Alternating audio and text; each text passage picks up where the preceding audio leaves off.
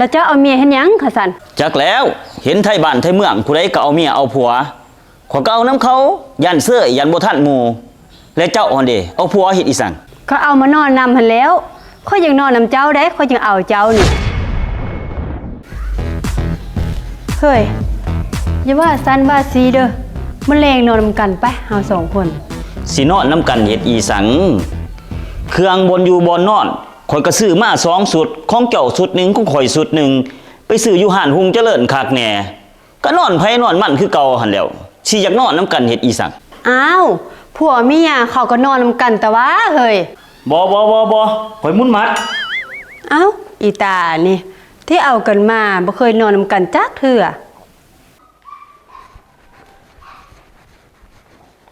เฮ้ย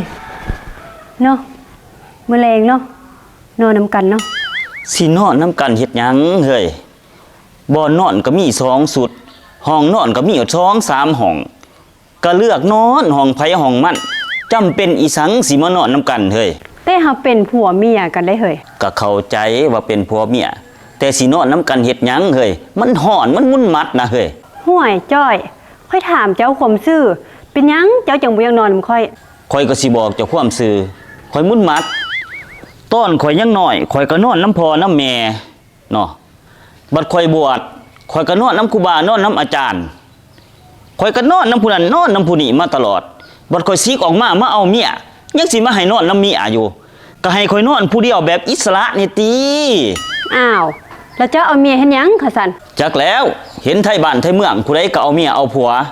ข่อยก็เอาน้ำเขายันเสื้อยันบ่ทันหมู่และเจ้าอ่อนเดเอาผัวเฮ็ดอีสังก็เอามานอนนำหันแล้วค่อยยังนอนนำเจ้าได้ค่อยยังเอาเจ้านี่อ้าวจิบหายแล้วข่อยพออยากนอนผู้เดียวเจ้าเพิ่นว่าอยากนอน2 คนมันเป็นจังได๋เดี๋ยวนี้เจ้าจังอยากนอน2 คนเจ้านี่มันใหญ่พอแห้งแล้วพอนอนผู้เดียวได้แล้วเจ้านี่บ่ว่ายังสิย่านผีอยู่เฒ่าปานนี้ยังสิย่านผีอยู่บ่กล้านอนคนเดียวบ่เคยก็บ่แม่นว่าบ่กล้านอนผู้เดียวเฮ้ยก็แม่นหั่นแล้วบ่กล้านอนผู้เดียวสงสัยย่านผีล่ะเนาะโอ้ย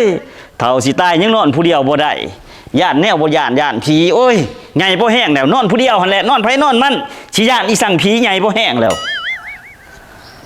เท้าผีบ้า